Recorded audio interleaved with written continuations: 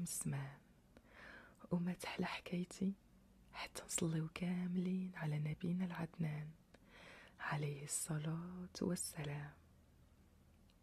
كان حتى كان في واحد البلدة صغيرة كان كيعيش حطاب مع مرتو في كوخ صغير، وربي رزقهم ب3 ديال البنيتات. الحطاب كان كل نهار في الصبح بكري يخرج ويمشي لأقرب غابة يجمع الحطب ويمشي يبيعه في السوق. بفلوس الحطب كان كيشري الماكلة اللي تقدهم للنهار ويرجع فرحان وبالو هاني. أما النهار الكبير ديال الحطاب هو فاش كان كيبيع أكثر من المعتاد، كيشري الماكلة وكيزيد يشري البنات ومرتو حوايج جداد. بصح كانوا فقراء ولكن عايشين هانيين مرتاحين وراضيين بداكشي اللي قسم لهم الله. إلا البنت الكبيرة كان سميتها زبيدة، كانت ديما تبكي وتشكي علاش حنا عايشين هاد العيشة، علاش حتى حنا ما نعيشوش ناكلو ونشربو كيف عباد الله. وكانت الوحيدة في خوتها اللي ديما كتطلب الاب ديالها فوق ما دخل الدار: شريتي لينا با شي حاجه نلبسوها جديده. ايوا النهار اللي الاب ديالها ما كيكون داخل بوالو في يدو، مسكين كيحني الراس وكيقول لها: والو يا بنتي، هادشي اللي عطا الله. والنهار اللي كيكون شاري ليهم حوايج جداد المسكين، هو على الدخله كيعيط ليها باش يفرحها بالحوايج جداد. زبيدة كانت بصح بنت زوينة ما شاء الله، سبحان اللي خلقها، ولكن كانت متكبرة وعاجبها راسها شوية فوق القياس، ومتأكدة أنها غادي تتزوج بشي واحد لاباس عليه واللي غادي يخرجها من هاد الفقر اللي هما فيه. سهام كانت هي البنت البسطانية، أقل من اختها في الشكاوي، ولكن حتى هي ما راضياش على عيشتهم. الفرق الوحيد بينها وبين اختها الكبيرة هي أنها ما كتبينش، عايشة ما راضياش ولكن ساكتة. أما الأخت الصغيرة كان سميتها رغد، كتعاون الأم ديالها في الكوزينة وشقاد الدار، كتفرح بالماكلة اللي كيجيب ليهم الأب ديالها كتر من الحوايج اللي كيشري ليها. وشحال من مرة وصات الأب ديالها ما يشري ليها والو، وبلاص الحوايج يزيد الطحين ولا البيض ولا أي حاجة اللي يقدروا يستافدوا منها في الدار. برغم صغر سنها إلى أنها كانت داخلة سوق راسها مرزنة وحكيمة. الخدمة الوحيدة اللي كانوا كيديروها البنات مجموعين هو أنهم كانوا كيمشيو ويسقيو من البير ب3 بيهم. وهذاك النهار كان هو أحسن نهار بالنسبة لزبيدة وسهام. كانوا يمشيو للبير ويطلقوا شعرهم ويجلسوا باش اللي غادي واللي جاي يشوف الجمال ديالهم، وعلاه شي واحد لاباس عليه يشوفهم ويجي يتزوج بيهم. اما رغد ما كانش كيعجبها تصرفات خواتاتها، كتعيا تهضر معاهم والو، كيغوتوا عليها ويخليوها تسقي بوحديتها المسكينه. في واحد النهار الحطاب خرج كيف ديما يجمع الحطب من الغابه، وهو كيجمع الحطب شاف واحد الثعبان طالع فوق واحد غصن ديال الشجر بحال الا قاصد شي حاجه. بقى متبعو وهو يشوفو قاصد عش ديال صغار الطير، والطائر مسكين كيحاول بكل قواه يبعد الافعى باش ما تاذيش وليداتو، ولكن والو. فاش شاف الحطاب هاد المنظر بسرعه وبلا ما يتردد هز الفاس ديالو وضرب بالافعى على راسها، وطاحت الافعى في الارض ميته. الطائر المسكين عاد ارتاح ورجع للعش ديالو وطمأن وليداتو. الحطاب دار اللي عليه وكمل خدمته، بدا كيجمع في الحطب شويه، وهو داك الطير جا ووقف على الفاس ديالو. ابتسم الحطاب وقال له: ما بيناتناش، لا شكرا على واجب. وهنا المفاجأة، نطق العصفور وقال: تبعني يا الحطاب. تصدم الحطاب من الصوت اللي سمع. شكون هدر؟ بدا كيتلفت في جنابو ويشوف مور الشجر. عاود قال له الطير: انا اللي هدرت. شاف فيه الحطاب وهو مصدوم. قال له الطير: ما تحاولش تفهم وغير تبعني. داكشي اللي كان، هز الحطاب الفاس ديالو، دارو فوق كتفو، وبقى تابع العصفور اللي كل مرة يوقف فوق غصن الشجرة ويتسنى حتى يوصل الحطاب عنده ويزيد يطير، حتى وصلوا لواحد شجيرة صغيرة. وقف عليها الطير وقال له: مور هاد الشجيرة كاين واحد الكهف، تخليه وغادي تلقاه هدية مني ليك باش نشكرك على انقاذك لوليداتي. وغير كمل كلامه طار ومشى وما بقى بان ليه الاثار. الحطاب مصدوم من هادشي اللي عاش. واش الطائر بالفعل تكلم ولا انا غير كنحلم؟ تنهد الحطاب وقال: اشنو غادي نخسر؟ ندخل الكهف ونشوف بعيني، الا كانت حلمه دابا نوض منها، ولا كانت حقيقه غادي نحمد الله على هاد الهديه. قرب الحطاب من الشجره الصغيره وطل من وراها، وبالفعل لقى كوخ صغير كله مظلام. هرس بعض الاغصان وشعلهم ودخل الكهف وهو مستغرب كيفاش عمرو شاف هاد الكهف هنا من قبل، رغم انه كيدوز من حداه كل نهار. دخل وتعمق في الكهف كتر وكتر. شويه وهي تبان شي حاجه كتلمع. قرب كتر وهي تبان مرايه قديمه. ابتسم وقال: بنتي زبيده غادي تعجبها هاد المرايه. وبمجرد انه قال اسم بنته بانت له زبيده في المرايه جالسه في بيتها كتمشط شعرها. تصدم الحطاب وفهم ان هاد المرآة ماشي مرآة عاديه، وانما مرآة سحريه. وبسرعه باش يتاكد ذكر اسم الزوجه ديالو. وفي لحظه بانت له في الكوزينه كتوجد الغدا، وقرر يطمئن على بناته كلهم وذكر الاسماء ديالهم.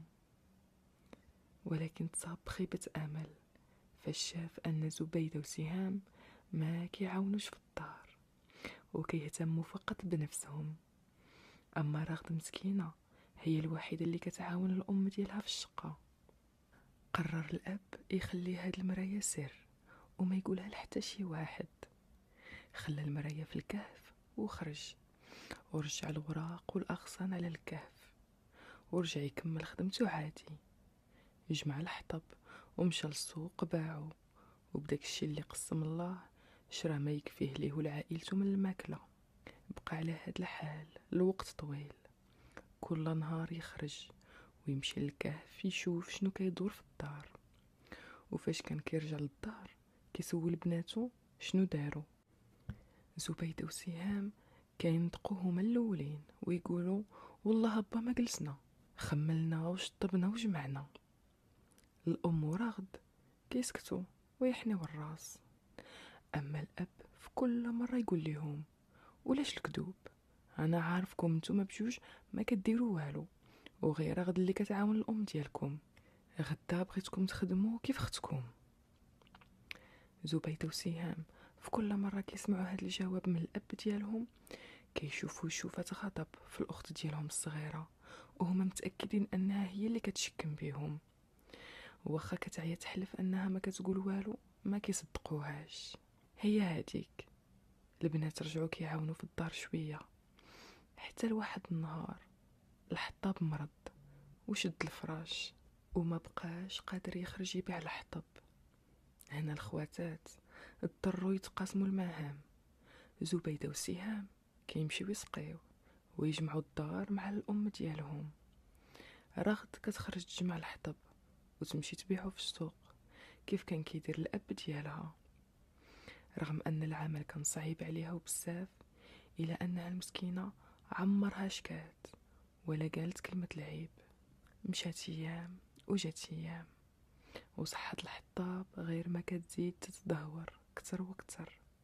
وفي واحد النهار قرر الحطاب يجمع بناته ومرته، رضى عليهم، حس بساعته قربات وعطى نصيحة لكل وحدة فيهم. وفي الأخير طلب من البنات يخرجوا من البيت باش يتكلم مع الأم ديالهم.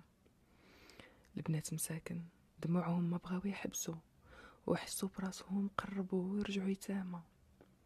باسوا يد الأب ديالهم، رضى عليهم وخرجوا من الغرفة. هنايا شاف الحطاب في مرته وقرر يحكي ليها على السر ديال المرآة. وداكشي اللي كان عاود ليها كل شي من الاول حتى الاخر. المرأة تصدمات من هادشي اللي سمعات وما جات تسولو كيفاش، حتى لقات مول الامانه داه امانته. الحطاب مات، غوتات مرتو باعلى صوتها. دخلوا البنات للبيت كيجريو، ما قادينش يصدقوا ان الاب ديالهم الحنون ما بقاش غادي يعاودوا يشوفوه. الجيران والقبيله كلها تجمعات. كان انسان طيب وكل شي كان كيبغيه. فراقو كان صعيب على الكبير والصغير، ولكن اشنو غادي دير يا مسكين، هذه هي سنة الحياة.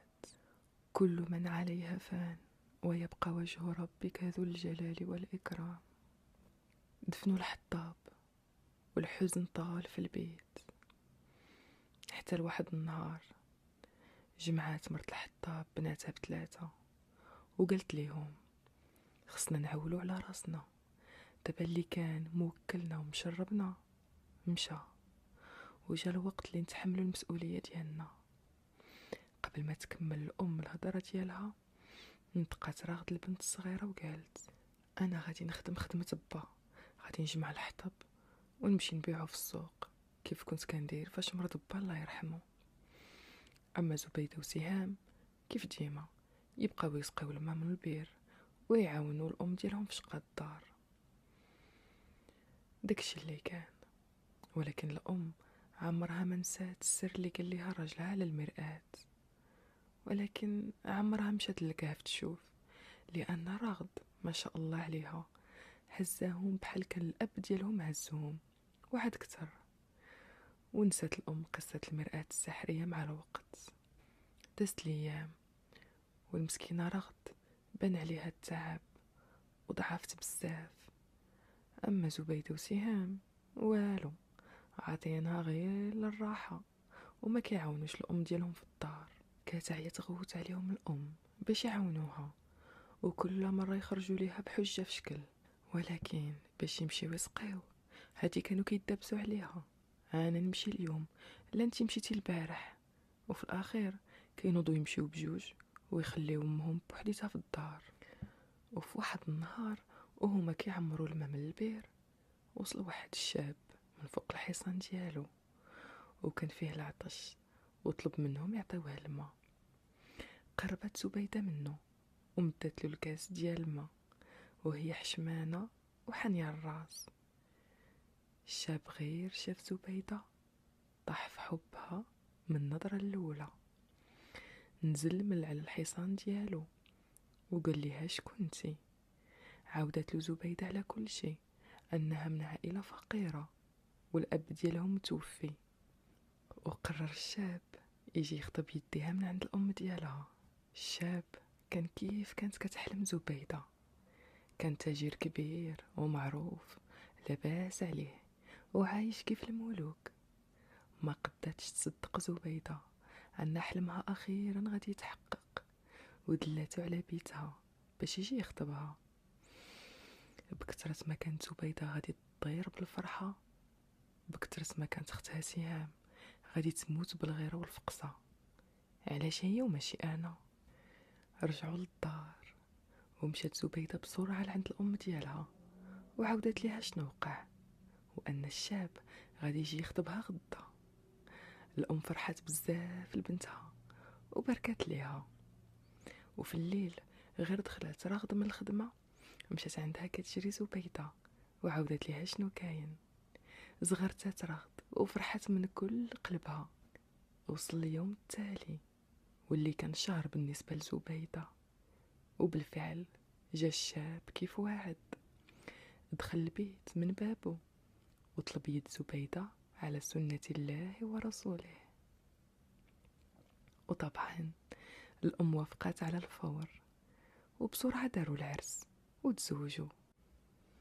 وجا وقت الفراق ودعت زبيدة عائلتها. بكت الأم ديالها على فراق بنتها، ولكن فرحات ليها. وزبيدة وعدت الأم ديالها أنها غادي تبقى تجي تزورهم كل مرة. رغد كانت بصح فرحانة لختها، ولكن ما كانت ساخية بيها. أما سهام رغم أنها كتبغي اختها إلا أنها كانت غيرانة منها وبزاف. هي هاديك مشات زبيدة مع الزوج ديالها لبلاد بعيدة، وخلات الأم ديالها وخواتاتها بزوج موراها. سهام رجعت كتحس بتمارة بعد ما تزوجت اختها. دابا خصها تعاون الأم ديالها في الدار وتزيد تمشي تسقي الماء بوحديتها. بصح ما كانتش كتهضر وتبين، ولكن الحسد والحقد من جهة اختها كانوا شادينها من راسها لرجليها. دازت ايام وشهور وزبيدة ما رجعات تشوف الأم ديالها، وهادشي كان مخلي الأم حزينة وخايفة على بنتها، وفي كل مرة كتمنى تكون لاباس عليها وما وقع لها والو. وفي واحد النهار مشات سهام تسقي الماء وهي ما عجبها حال. شوية وهو يقرب عندها واحد الشاب وطلب منها الماء. مدات له الكاس وهي حشمانة. وعرفتو تتمة القصة ياك؟ اييه، وقع داك الشاب في حب سهام، عجباتو بزاف وقرر يجي يخطبها من عند الأم ديالها. وداكشي اللي كان لغد ليه جا الشاب طالب راغب في يد سهام. الأم قدتها فرحة، زغرتات ورقصات مشدت الفرح. أما رغد فتقول تزوجت هي وماشي اختها. فرحت ليها بزاف وبسرعة تزوجات. ووصات الأم سهام وقالت ليها ما ديريش بنتي بحال اختك واجي زوريني مرة. ابتسمت سهام ووعدت الأم ديالها أنها غادي تبقى تجي تزورها ديما. وهي هاديك مشات سهام مع الزوج ديالها لبلدة بعيدة بحال اختها. الشقا رجع بزاف على رغد المسكينة. رجعت تجمع الحطب وتبيعو وتزيد تمشي تسقي الماء. أما الأم المسكينة صحتها بدات تقلال وشقا الدار كله رجع عليها. ولكن رغم هادشي كله كانت هزة الهم لبنيتاتها. رغد مسكينة صحيحتها والو، وخدمتها سرقات ليها نص شبابها، وزينها ما بقى يبان بقاو التعب والإرهاق وقلة النوم، زائد غياب البنات اللي مقلقها بحال مقلق ميمتها. عامين ما عاودت سمعت خبر على بناتها. عيت تسول ما عرفت كي دير توصل ليهم. وفي واحد النهار ورغد كتجمع الحطب كيف كل نهار تعكلات وطاحت على رجليها وتقصحات المسكينة.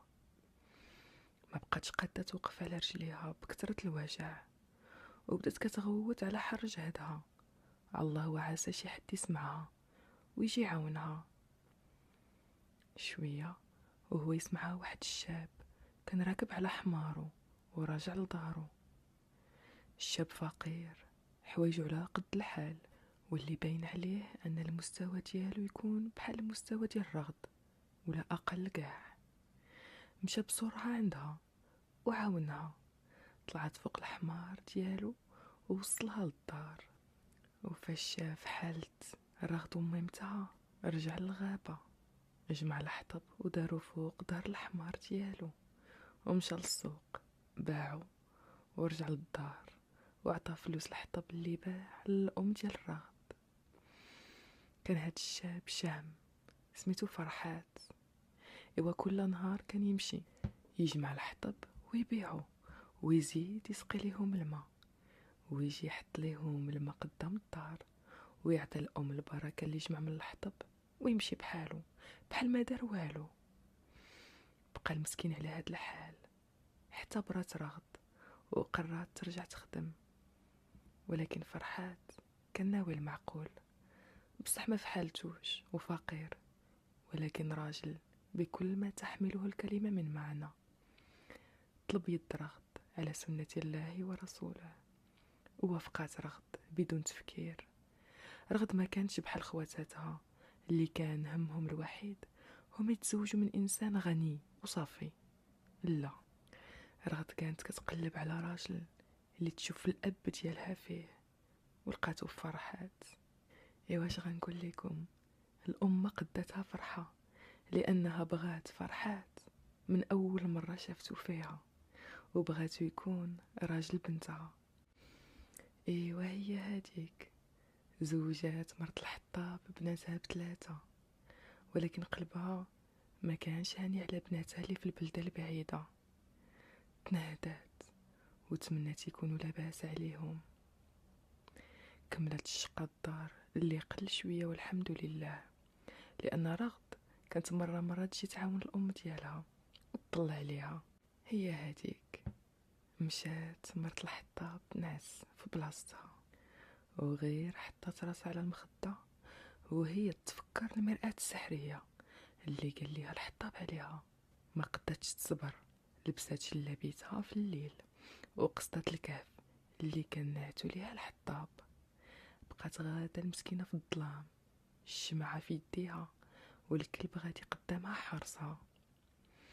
بقات غاده ساعات طويله حتى وصلت اخيرا للكهف. حيدت الاغصنه اللي كانوا مخبعينه وشعلات شمعة جديده ودخلات.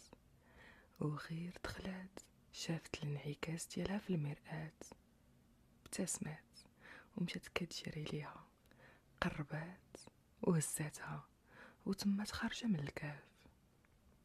شوية وهي تبان ليها شي حاجة مور المراية، قربت كتر وقربت الشمعة ليها باش تشوف مزيان.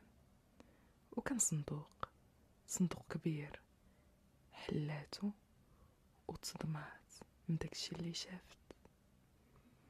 الصندوق كان عامر بالذهب. جلسات فوق واحد الصخرة وبدات كتسول راسها، منين جا هاد الذهب؟ راجل اللي يهضر لي غير على المرآة، عمرو ما قال لي شي حاجة على هاد الصندوق. رجعات سدات الصندوق وخبعاتو بالوراق ديال الشجر وخلاتو في الكهف. هزات داكشي اللي جاي عليه المرآة وخرجت من الكهف. رجعت خبعات الكهف بالأغصنة والأوراق ورجعت لدارها.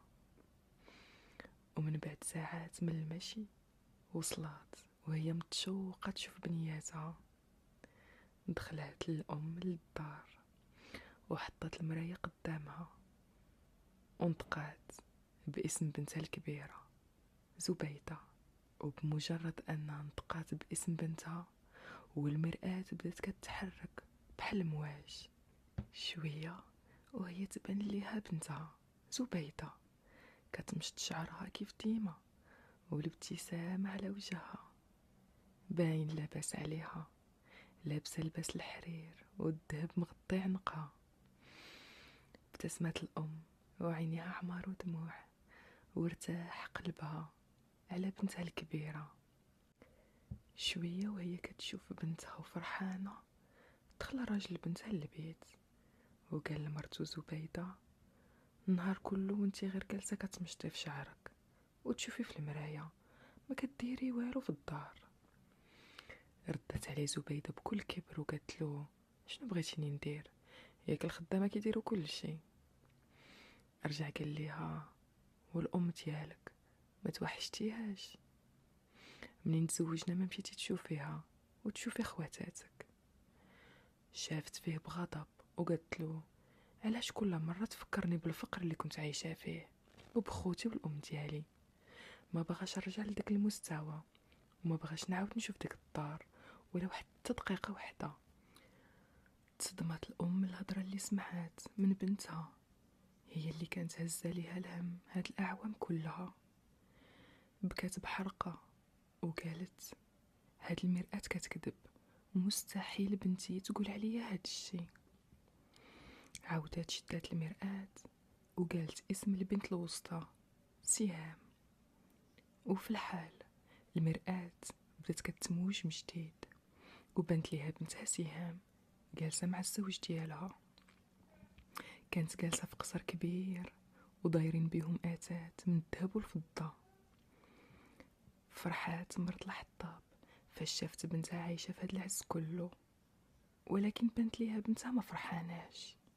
كانت كتبكي وكتشكي وكتقول ما كنشوفكش كاع راجلي، كل مرة انت في جهة وانا بصراحة كنمل في هاد القصر بوحدي. قال ليها راجلها وعلاش ما تمشيش تشوف في الام والاخت ديالك، شحال هادي ما شفتيهم، ومنها تحيدي المال اللي انتي فيه.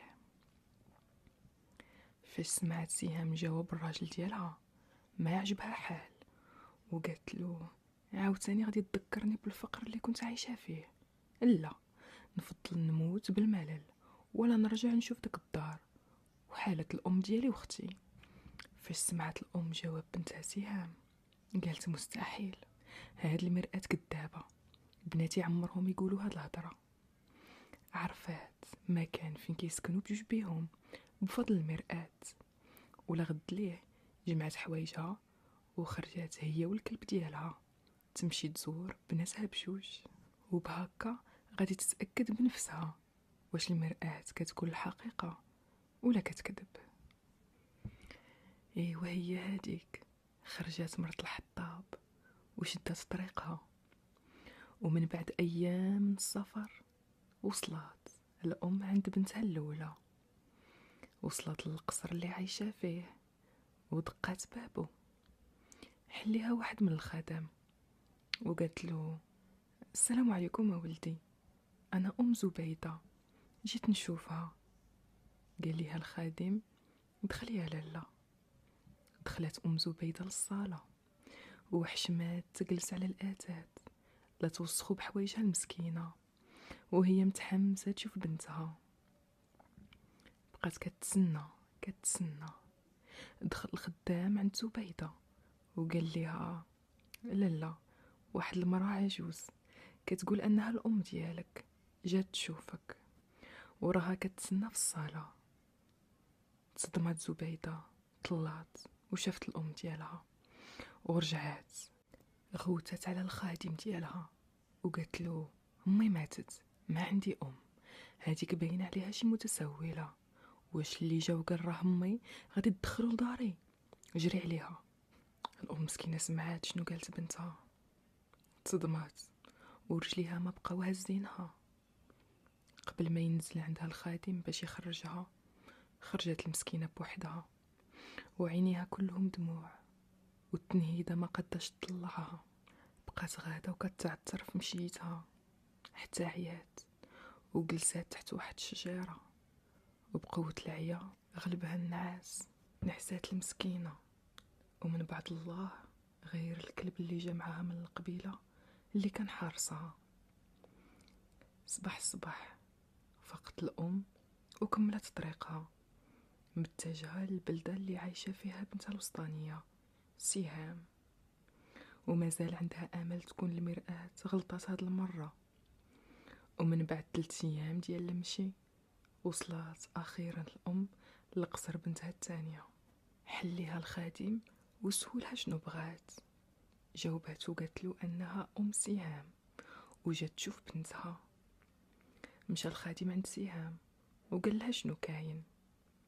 نزلت سهام عند الام ديالها، سلمت عليها وعنقاتها ودخلتها للقصر. قلب الام ارتاح وما قداتو فرحه، وقالت مع راسها هاد المره المرأة كذبات وما وراتنيش الحقيقه. عيطت سهام للخدم وطلبت منهم يوجدوا ليها احسن الاكل، وجلست كتهاوت مع الام ديالها وكتسولها على احوال الدار وخواتاتها. وغير بدات الام كتعاود لبنتها على احوالها واحوال خواتاتها حتى عيد الزوج لسهام من البيت اللي كان في الطابق العلوي. خلات سهام الام ديالها في الصاله وطلعت عند راجلها، وغير حلات الباب حتى بدا الزوج كيغوت عليها وقال لها: انا قلت لك سيري عند الام ديالك باش تحيدي الملل اللي كنتي فيه، ماشي تجيبيها لهنا تفضحنا قدام الناس، وانا عندي سمعتي ومركزي هنايا. قربت عنده سهام وقالت له: غير بشويه، حتى انا ما عرفتهاش علاش جات، وانا ما عرفتش عليها اصلا. ما غاديش نشدها تجلس، وغير غادي تاكل وتمشي بحالها بلا ما تعصب. سمعات الام الحوار اللي داز بين بنتها وراجلها، والصدمه اللي كانت وحده رجعوا جوج، وزادت تأكدت أن المرآة السحرية كانت كتوريها غير الحقيقة اللي هي ما بغاتش تصدقها. وقبل ما ترجع سهام جمعت الأم جلابتها وخرجت من القصر، ما بقاتش قادة، ورجعت للكوخ المتواضع اللي كانت عايشة فيه. دخلت وشافت المرآة السحرية قدامها، جلست في الأرض وبدات كتبكي المسكينة، بدات كتبكي بأعلى صوتها. وفي الأخير قررت تمشي تنعس وترتاح شوية من هذا التعب النفسي والجسدي اللي غلب عليها. دخلت في فراشها ونعسات يوم كامل من شدة التعب.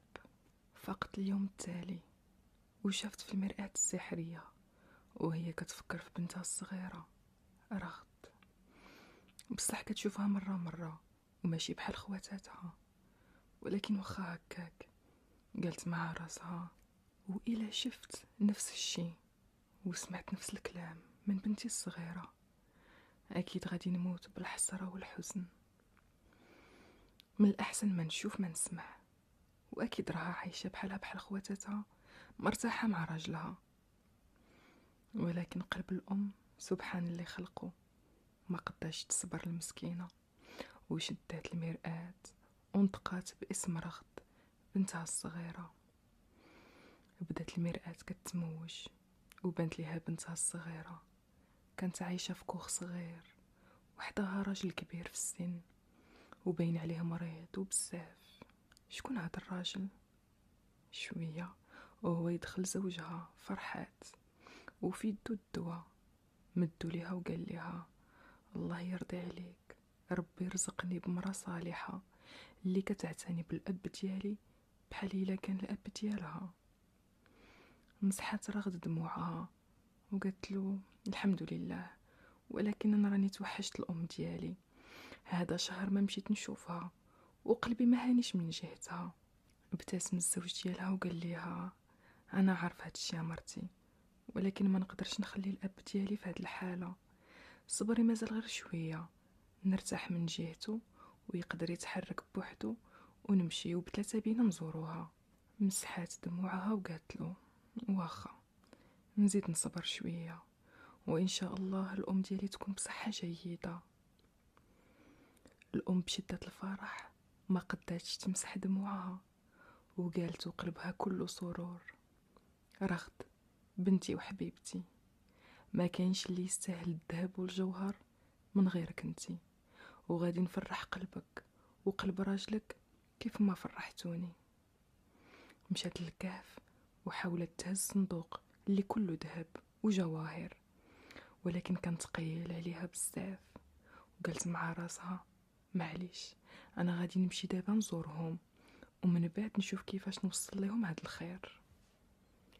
هي هاديك شدات الام الطريق لعند بنتها الصغيره وقلبها كله فرح، متاكده هاد المره ان بنتها غادي تفرح لشوفتها ماشي بحال خواتاتها. وصلت دقات الباب وحلات ليها بنتها الباب. رغد كانت غادي تطير بالفرحه، بدات تعنق وتبوس وقالت ليها: سمحي لي يا امي، هادي شهر ما جيت نشوفك. شافت الام في بنتها وقالت لها: عارفه بنتي السبب، عمك مريض وكان خصك تبقاي معاه في الوقت اللي راجلك يمشي يخدم، والحمد لله انا صحيحتي مزيانه وما خصني حتى خير. استغربت رغد كيفاش الام عرفت السبب وما جات تسولها حتى دخل فرحات راجل رغد. فرح بأم رغد بحال إلا كانت ميمتو، باس لها يديها وراسها وقال لها نهار كبير هذا خالتي. ايوا هي هاديك. دوزت الام النهار كله مع بنيتها، ضحكوا وكلاو داكشي اللي قسم الله، ورجعت الام لدارها وهي فرحانه ببنتها وكتفكر كيفاش توصل لهم داك البركه بلا ما يشوفها حتى شي حد. مشات للدار وتكات في بلاصتها وهي مازال كتفكر كيفاش غادي دير، حتى داها النعاس وفاقت على صوت الدقان. ناضت مخلوعه وحلت الباب، لقات رغد جايه هي ورجلها وحمرهم هز كاع حوايجهم واتت دارهم. شافت الام فرحات راجل بنتها ومن وجهه عرفات ان الاب ديالو مات. عنقاتو وواساتو وهو كيبكي المسكين كيشي وليد صغير. دخلوا عندها للكوخ ديالها وقالت رغد لامها جينا نسكنوا حداك امي. فرحات تلقى كوخ صغير حدا الكوخ ديال امي. نطق فرحات وقال لها بصوت مزعزع وكيف ما رغد هزت الاب ديالي حتى لاخر لحظه في حياته، غادي ندير معاك نفس الشيء يا خالتي. ابتسمت الام وقالت له عارفه ولدي عارفه، دابا غير ارتاحوا وانا غادي نوض نوجد لكم العشاء. هي هاديك. ارتاحوا تعشاو ومشاو ينعسوا. وفي الصباح بكري فاق فرحات وبدا كيوجد راسو باش يمشي يخدم، بدا كيوجد حمارو. وفي نفس الوقت ناضت الام وفيقات بنتها وقالت ليها يلا معايا بغيت نوريكم شي حاجه. فرحات قال ليها غير سيروا نتوما خالتي، انا خصني نمشي نخدم وإلا ما مشيتش دابا غادي نضيع نهاري. قالت له هي مبتسمه خدمتي بما فيه الكفايه، ودابا جا الوقت اللي تاخد حساب ما درتي هاد الاعوام كلها. غير وجد حمارك ودير بردعه قويه وشاد راسها وتبعني. رغدوا فرحات ما فهموا والو، ولكن تبعوا الام وهما ساكتين.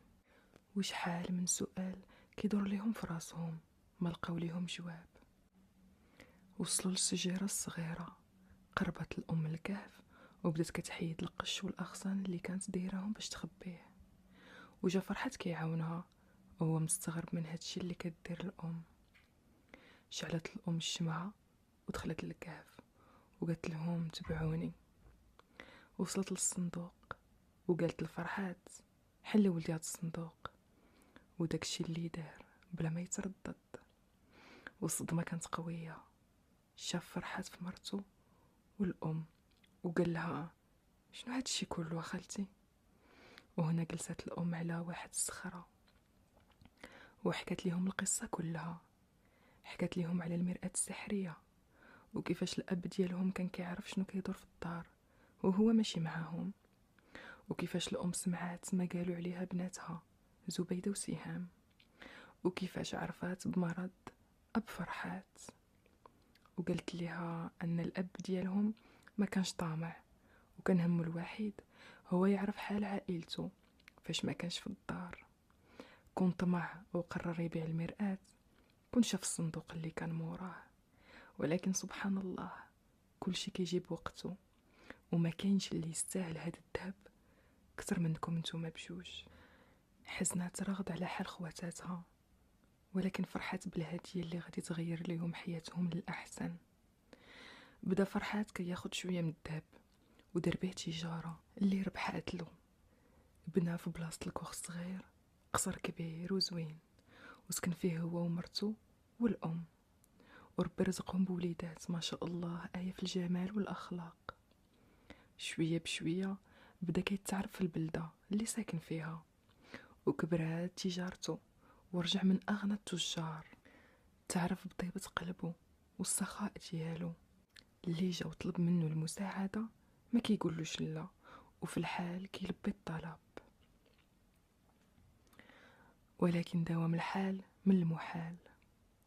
في واحد النهار وهما كيتعشاو في بيتهم الكبير الدافئ اللي ملؤ الحب والاحترام فوق كل شيء، سمعوا الدقان. واحد من الخدم حل الباب، رجع عندهم وقال جوج ديال البنات قدام الدار كيقولوا بانهم بنات لالا وخوت لالا رغد. وقفات الام ومشات كتجري عند بناتها اللي كانوا مصدومين من هذا الخير اللي هما عايشين فيه. كيفاش كوخ رجع قصر. المهم دخلتهم للدار وقالت لهم ياك لاباس ماشي معوايدكم تجيو تزوروني. قالت ليها زبيدة البنت الكبيرة وهي حشمانة من حالها، راجلي امي دخل في واحد التجارة اللي خسراتو كاع داكشي اللي كيملك ورجع فقير، ما بقى عنده والو، ورجعنا عايشين في كوخ. وهادي شهر مني نخرج ما عاود رجع. وشافت بنتها وسطانية وقالت لها وانتي شنو وقع لك؟ قالت لها راجلي امي بغى يتزوج بنت صغيره وقال لي انه بغاني غير على جمالي، ودابا حيت كبرت في السن ما بقيتش معمره له العين وطلقني. ندموا البنات على ما داروا، والمهم طلبوا منها المسامحه، ولان قلب الام ما كيعرفش يكره سمحت ليهم، ولكن قررت ما تقول لهم والو على الكنز اللي خلى لهم الاب ديالهم ولا على المرآة. وقالت لهم هذا الخير كله هو ديال فرحات ورغد. رغد فرحات وسمحات لخواتاتها وقبلات يعيشوا مجموعين في القصر ديالهم.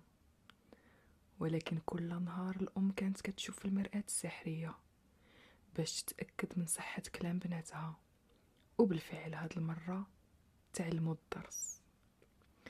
بقاو عايشين في القصر مجموعين حتى سهل عليهم الله بأزواج صالحين هاد المرة، وبقاو كيتجمعوا كل مناسبة، وحياتهم كلها تغيرت للأحسن، وقلب الأم مرتاح من جهة بناتها بثلاثة.